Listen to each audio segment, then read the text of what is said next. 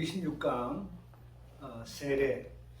오늘 본문의 말씀은 오전에 말씀 보았던 것의 제일 마지막 부분에 있었던 것인데요. 오늘 또 설교 시간을 맞추려고 하니까 그거를 다 하지 못해서, 사실 오늘 그 베이비 박스 있죠? 그것도 오늘 제 설교 속에는 있었어요. 왜냐면 베이비 박스 그 박스 위에 보면은 제가 아까 말씀드렸죠. 부모는 자식을 버리지만 여호와 하나님은 버리지 아니한다 라고 하는 그 말씀이 있거든요. 그곳을 거기에다가 써 붙여놨더라고요. 네. 그러니까 뭘 말씀을 드리려고 하냐면, 하나님은 우리를 버리지 아니하신다. 하나님은 우리를 떠나지 아니하시는 하나님이시다 라고 하는 것을 말씀을 하거든요. 그런데 그 말씀의 그 끝을 바로 마태복음 28장 18절로 20절에 있는 말씀이 그것을 우리에게 말씀해 주고 있습니다. 다시 말하면 예수 그리스도의 마지막 우리에게 남겨주신 그러한 말씀이 무엇이냐라고 할 때 마태복음 28장 18절로 20절의 말씀인데, 그것이 오늘 본문의 말씀인 것입니다. 우리 본문 말씀 한번 보겠습니다. 다 같이 읽겠습니다. 시작. 예수께서 나와 말씀하여 이르시되 하늘과 땅의 모든 권세를 내게 주셨으니 그러므로 너희는 가서 모든 민족을 제자로 삼아 아버지와 아들과 성령의 이름으로 세례를 받고 내가 너희에게 분부한 모든 것을 가르쳐 지키게 하라. 볼지어다 내가 세상 끝날까지 너희와 항상 함께 있으리라 하시니라. 오늘 오전의 말씀이 항상 함께예요. 함께 하시는 하나님.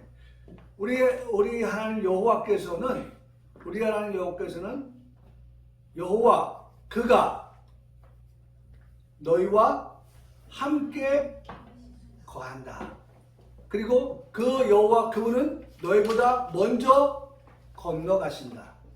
우리가 그런 말씀을 보았잖아요. 바로 그 말씀입니다. 하나님이 우리와 함께 하신다는 거죠. 다시 말하면 하나님은 우리에게 하나님의 이름, 곧 임마누엘의 하나님. 임마누엘. 뭡니까?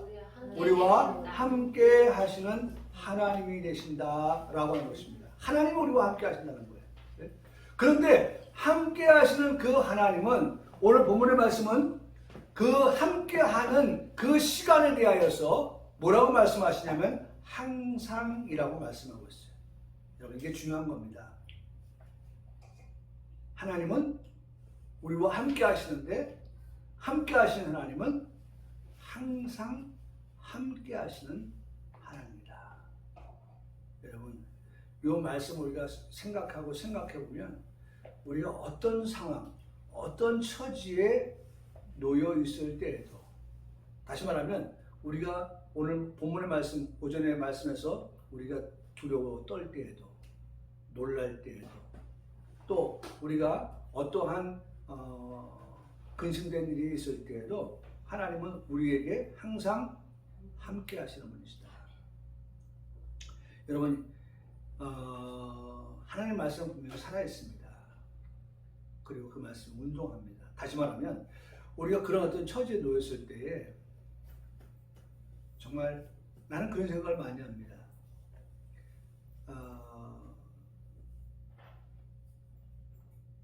사랑하는 사람을 더 이상 만날 수 없는 그런 상황이 될 때에 분명히 위로가 필요합니다. 위로가 필요해요. 그런데 많은 사람들이 와서 위로를 해줍니다. 그 위로가 될 수가 있습니다. 그런데 그 위로보다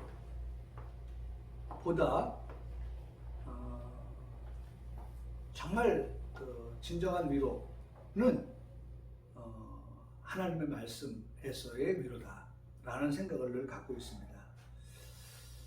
그래서 오늘 말씀도 생각해 보면 내가 그런 어떤 어려움에 처할 때 함께 하시는 하나님, 근데 그 함께 하시는 하나님은 항상 함께 하신다. 다시 말하면 시간을 초월하셔서 네. 하나님은 알파와 오메가가 되시는 거예요. 그러니까 오늘 우리가 오늘 한 주간을 시작하면서 오늘이라고 하는 것과 항상이라고 하는 것은 내일도 모레도 하나님은 우리와 함께 하신다는 거죠. 그래서 우리가 그런 하나님을 믿고 그 하나님과 함께 동행한다. 매일매일의 삶이 그 하나님과 동행의 삶이다. 우리가 몸이 떨어졌다 할지라도 아침에 제가 새벽 예배 할 때 오늘 아침을 시작하는데 이미 벌써 차를 움직이기 시작한 우리 성도들 한 사람 한 사람 하나님 안전하게 지켜주세요. 그리고 내가 차를 보고 나갑니다. 나가 보면은 벌써 아침에 교통사고 나가지고 뭐 정리하고 있고 뭐 그 깨진 조각들을 뭐 수습하고 있고 이런 모습들을 봐요. 그런 모습을 보면서 하나님 오늘 하나님께 기도했던 대로 하나님 우리 성도들의 그러한 안전한 그런 온정 정말 졸지 않고 깜빡하면 금방 접촉사고 나니까 그럼 접촉사고 나면 그냥 100만 원이에요. 또 사람이 알아 누우면 그 이상이에요. 차만 깜빡해도 그냥 100만 원인데 나 아파요 누워요 그러면 그 다음에 돈 더 들어가죠. 하나님께서 한순간이라도 함께 지켜주시라고 그렇게 우리가 기도하는데 그런 하나님이 항상 어떻게 해요? 네? 너희와 항상 함께 있으리라 하시는 말씀, 그 말씀을 우리에게 하고 있는데요. 자, 오늘 우리가 세례에 대해서 공부하고 있습니다. 세례. 첫째로 세례에 대한 일반적인 고찰입니다. 세례는 그리스도께서 가장 기독교에 중요한 것, 부활하신 후에 제정하셨다. 그렇죠? 여러분, 기독교가 말하는 부활이 없다면 이건 이건 심각한 거예요. 근데 우리가 엘로힘의 하나님이라고 할 때도요, 엘로힘의 하나님은 신 중에 신인 거예요. 하나님은 전지전능하신 하나님이라는 거예요. 엘로힘의 하나님은 전능하신 하나님이에요. 그러니까 우리가 애굽에서 나올 때도 보면 박수와 술객들이 하는 게 뭐예요? 모세가 하는 일을 따라했단 말이에요. 그러니까 우리가 항상 기억할 것, 하나님의 하시는 일을 따라할 수 없는 것이 뭐냐? 그것은 죽은 자를 살려내는 일이에요. 살려내는 일. 왜냐하면 우리 하나님은 어떤 하나님이냐? 생명의 하나님이시기 때문에. 마귀는 사망의 신이기 때문에. 사망의 그러한 피조물이기 때문에. 어둠의 주관자이기 때문에. 그래서 여러분 그 이스라엘 백성들이 그렇게 그 10가지 재앙을 내릴 때에 가장 중요한 게 뭐예요? 장자가 죽을 때에 어떻게 해요? 하나님의 그 말씀에 따라서 문설주에 피를 바른 가정에는 그 사망이 죽음이 어떻게 해요? 면하여지는 피하여 가는 그러한 역사가 있었잖아요. 그렇기 때문에 여러분 기독교는 뭐예요? 부활의 종교라고 하는 거예요. 부활의 종교. 그래서 세례도 바로 이 부활을 빼놓고 말씀할 수가 없는데 부활하신 예수님께서 제정하셨다. 그러므로 우리는 순종해야 한다라고 말하는 것입니다. 마가복음 16장 15절에 16절의 말씀에 그것을 말씀하고 있는데 또 이르시되 너희는 원천에 다니면서 만민에게 복음을 전파하라. 믿고 세례를 받는 사람은 믿고 믿는 자는 그 다음에 뭐가 있어요? 세례. 그래서 세례는 무엇을 의미냐? 회개가 있는 것이고, 그렇죠? 세례는 회개가 있는 것이고, 세례는 믿음이 있는 것이고, 그렇죠? 세례는 거듭남이 있는 거예요.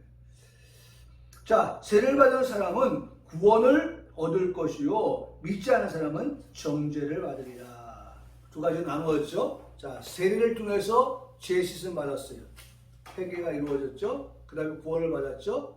그런데 그렇지 아니한 사람은 어떻게 된다고요? 정죄를 받는다. 세례는 사람이 구원을 받아 예수의 제자가 되는 것입니다. 즉 삼위 하나님과의 특별한 관계를 맺게 하라고 명령하신 것입니다. 그러니까 하나님과의 관계, 다시 말하면 특별한 관계를 하나님과 맺는 것이다. 세례는 하나님과의 관계를 맺는 거예요. 다시 말하면 오늘 우리가 죄성을 가지고 있는 우리들이 세례를 통해서 어떻게 우리의 모든 죄가 다 씻음받고 그 다음에 거듭나고 변화가 되어서 하나님과의 특별한 관계를 맺는 것이다 라고 하는 것입니다. 세 번째, 세례는 공인된 목사에 의해서 삼위 하나님의 이름으로 시행되는데, 우리 엊그제 지난주에 우리 그 시원이 할 때에도 성부와 성자와 성령의 이름으로 세례를 주었죠. 삼위일체 하나님의 이름으로 시행을 하는 것입니다. 가톨릭의 세례를 구원에서 절대적인 것으로 인정해서 조산원 등으로 하여금 세례를 베풀게 하는 것은 비성경적이다. 조산원에게 세례를 베풀게 한다. 있을 수 없는 것이죠. 예수님은 세례 형식에 대해서 규정하는 말씀을 하신 적이 없지만 교회에서는 2세기 초 이전에 현재의 세례 형식이 사용되었다고 보여진다. 세례는 그리스도의 피로 성도가 죄를 깨끗이 씻는 성결을 그 본질로 한다. 세례는 우리가 세례 생각하면 어떻게 깨끗하게 씻은 받음, 성결, 그것을 말한다는 거죠. 성결. 그것을 본질로 한다.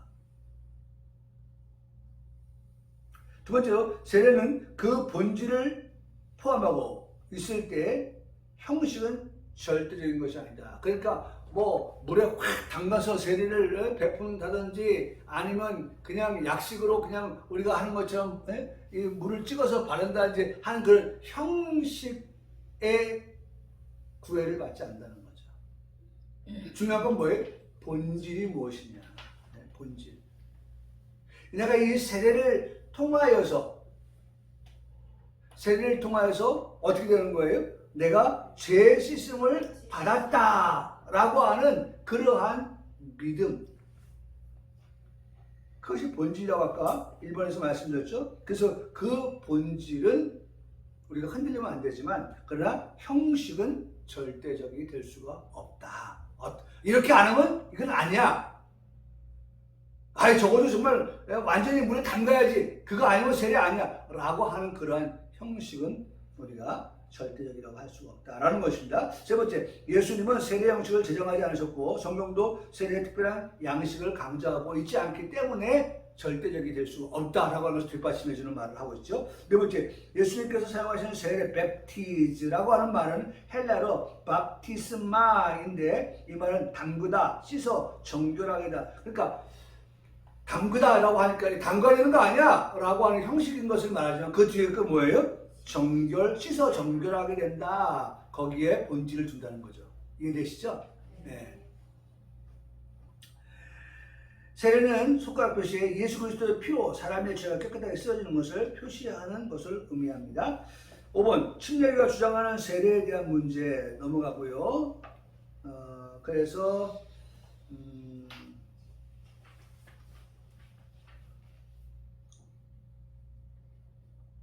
3번 한번 볼게요. 3번. 동그라미 3번. 197쪽에 동그라미 3번. 세례는 믿음을 가진 성도가 예수님의 십자가의 죽음과 부활로 죄 씻음을 받은 구원을 상징적으로 예표하는 것이다. 그러니까 오늘 우리가 세례를 받는다고 것은 예수님이 나를 위해서 어떻게 십자가에서 죽어주셨습니다. 그 피가 내 죄를 어떻게 씻어주셨습니다. 그래서 내가 죄 씻음 받고 구원받았습니다. 라고 하는 것에 대한 상징적인 예표. 세례는 예표다. 예수님 나를 위해 죽어줬다. 내 죄 사함받았다. 내가 구원받았다. 라고 하는 것을 확인하는 그러한 예표. 4번에 신약성경에서는 침수에 의한 세례가 확정할 만한 예를 찾을 수가 없습니다. 세례 요한에게 모여든 무리들은 오순절에 회심한 3,000명도 침수를 받은 증거가 없습니다. 세례의 형식은 침수, 또 살수. 침수는 물에 잠기는 것이고 살수는 물을 뿌리는 것입니다. 그 붙는 것도 어느 것도 고집할 수는 없습니다. 어느 것이 맞고 어느 것이 틀리다라고 할 것이 없다는 것입니다. 그중에 가장 합당한 성경적 배경을 가진 것은 살수, 물을 뿌리는 것이라고 추정할 수 있습니다. 자, 넘어갑니다.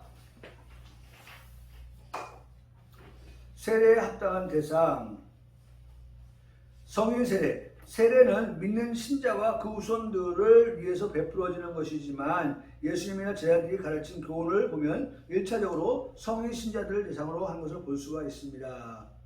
그래서 우리도 유아세례를 받고 난 다음에 14세 이후에는 그가 어떻게 입교를 위한 그런 어떤 우리가 예식을 행하게 되는 것이죠.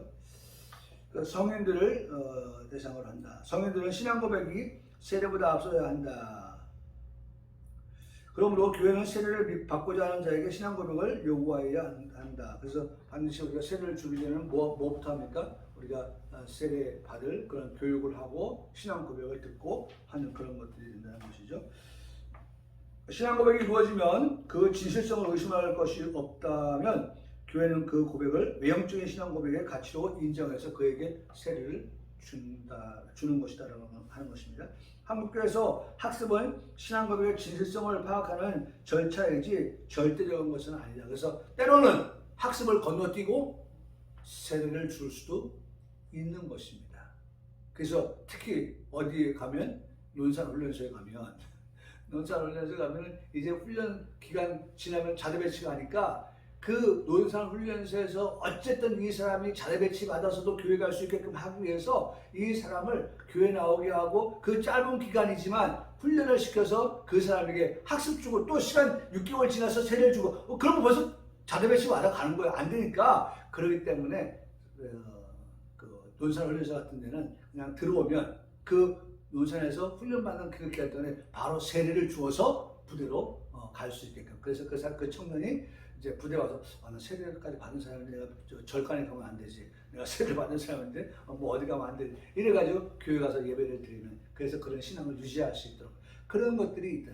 그래서 어떨 때에는 학습을 뛰어넘고 바로 세례를 주는 그런 경우가 있다라고 하는 것을 말하는. 4번은 그런 거예요. 학습은 신앙 고백의 진실성을 파악하는 절차이지 절대적인 것이 아니다라고 하는 것은 바로 그런 의미의 것을 말씀하는 것입니다. 자, 유아세례, 영아세례라고 하는데 침례 교회는 유아세례를 부인합니다. 그 이유는 유아는 신앙 고백을 할 수 없다. 그렇죠. 아이가 뭔 말을 하겠어요? 2살 이하의 아이가 무슨 신앙 고백을 하겠어요? 뭘 알아서? 그래서 이게 맞는 말 같습니다만은 그래서 할 수 없고 신약 성경에 집중의 예가 없기 때문이라고 합니다. 그러나 신약 성경은 유아세례에 대한 간접적 증거가 풍성하고 성례의 언약적 개념은 유아세례를 지지한다. 그러니까 언약적 개념에서 다시 말하면 엄마 아빠가 둘 중에 한 사람이 하나님을 믿으면 이 사람의 가정이 언약의 가정이라고 믿고 그 가정의 그 자녀를 그 엄마 아빠의 그 언약 하심을 가지고서 그 아이에게 유아세례를 베푸는 거예요. 사실 시원이 같은 경우도 보면은 시원이가 뭘 하겠어요. 근데 그 엄마 아빠가 언약의 자녀라고 했고 그 언약의 자녀인 그 엄마 아빠의 그 고백을 따라서 이 자녀를 그렇게 언약의 자녀로 키우겠다라고 하는 그런 고백을 가지고서 그 아이에게 세례를 베푸는 것이죠. 유아세례의 성경적 근거는 유아세례는 성경은 몇 구절에 근거한 것이 아니고 성경 전체의 사상에 근거한다. 아브라함이 하나님과 맺은 언약은 민족적인 면이 있지만 본질은 영적인 언약으로 현재의 새 언약의 신자들에게도 유효한 것입니다. 자, 쭉 내려갑니다.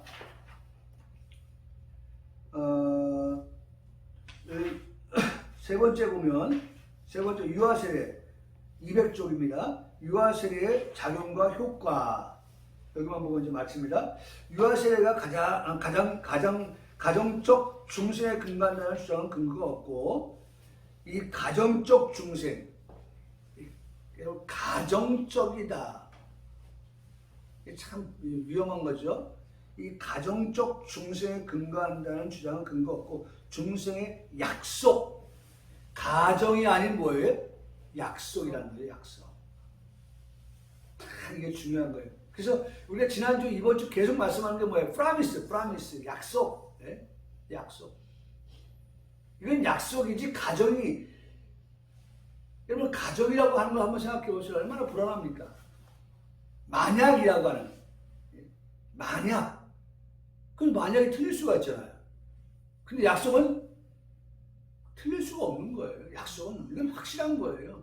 그래서 아브라함에게 하나님이 약속하신 그 약속이 그 수많은 시간이 흘렀음에도 불구하고 하나님은 그 약속이 어떤 분이시다? 신실하신 분이다. 하나님은 그 약속을 반드시 지키시는 분이시다 라고 하는 것을 우리가 듣고 배우게 되는 것이잖아요. 그러니까 여러분 이 첫 번째 것은 가정적인 것이 아닌 약속을 포함하는 그런 총괄적 언약적 약속에 근거한다는 것은 합당한 견해라고 할 수 있습니다. 유아세례가 영적 생명을 강하게 하는 은혜의 방편으로서 아까도 말씀드렸죠. 하나님은 우리에게 기독교라고 하는 것은 우리에게 뭘 주시다? 생명을 주는 종교예요. 생명을 주는 종교. 그렇기 때문에 여기 영적 생명을 강하게 하는 은혜의 방편으로서의 기능을 하는 데는 두 시점이 있는데 만일 유아가 중생을 하였다면 그 시행 시에 영적 생명을 강하게 하는 기능을 하고 만일 중생하지 않았다면 중생하여 세례의 의미를 알게 되었을 때에 이게 언제예요? 이제는 입교할 때죠. 네? 입교할 때. 이제 그때 이제 알게 되는 거죠. 자신의 유아세례가 은혜의 방편으로 역할을 해서 믿음을 더욱 강하게 하게 되었다고 그렇게 알게 된다는 거죠. 아, 그때 내가 아무것도 몰랐었지만, 아무것도 모르고 그냥 네 되던 그때 받았지만은 이것이 바로 하나님의 언약의 그런 표징이다라고 하는 것을 이제 나이가 드니까 14살 되니까 알게 되고 그래서 이제 믿음이 견고하게 되어지고 하는 그러한 과정을 밟게 된다는 것이죠. 자, 오늘 손가락 표시만 하나 보고 갈까요? 믿지 아니하는 남편이나 아내가 믿게 되면 깨끗함이 유보되어 있던 그 가정의 자녀가 깨끗함을 얻게 되는 원리가 유아세례에 적용이 되어 유아세례가 받는 세례가 그 의미를 바로 알았을 때 더욱 은혜의 방편으로 작용을 하는 것이다. 네. 그러니까 이게 보면 여기 말씀이 뭐예요? 네? 자, 엄마 아빠가 어떻게 해요? 믿게 되었어요? 엄마 아빠가 깨끗하게 되었어요? 그러면 그 자녀도 어떻게 해요? 깨끗하게 된다. 네? 그걸로 이제 여기서는 이제 그것을 은혜의 방편이라고 이제 말하는 거죠. 은혜의 방편으로 그렇게 작용을 하여서 세례를 받게 되어진다. 그러니까 엄마 아빠의 그 신앙을 가지고서 우리가 세례를 받을 때는 반드시 부모 가운데 두 분이 다이면 좋겠지만 두 분이 아닐 때는 엄마나 아빠의 그 신앙을 가지고서도 아이에게 세례를 준다라고 하는 것은 바로 이 부분이에요. 두 분 중에 한 분이 깨끗하게 된 것을 가지고 그 아이에게 세례를 베풀 수가 있다. 은혜의 방편의 작용을 하게 된다라고 하는 것을 말씀해주고 있습니다. 이번에 우리 유아세례를 하면서 참 너무 좀 감사했던 것은 앞으로도 이제 그렇게 할 건데 우리가 앞으로 이제 그런 것들을 거의 할 거예요. 좀 이왕이면은 한 2만 원 들었어요. 2만 원 들었는데 그런 것들을 좀 뜻깊게 의미 있게 정말 이 A4 용지 하나 해가지고 증서해서 주면은 그 증서가 어디 갔는지도 몰라요. 근데 그런 걸 하나 해놓으면은 정말 의미 있는 그런 것들이 되겠다 싶어서 이제 올해 2023년부터 이제 계속해서 앞으로 그런 어떤 행사가 있으면 그런 것들을 만들어서 그래서 나눌 수 있는 그런 의미를 가지려고 합니다. 네, 오늘 여기까지 세례에 대한 부분 공부했습니다.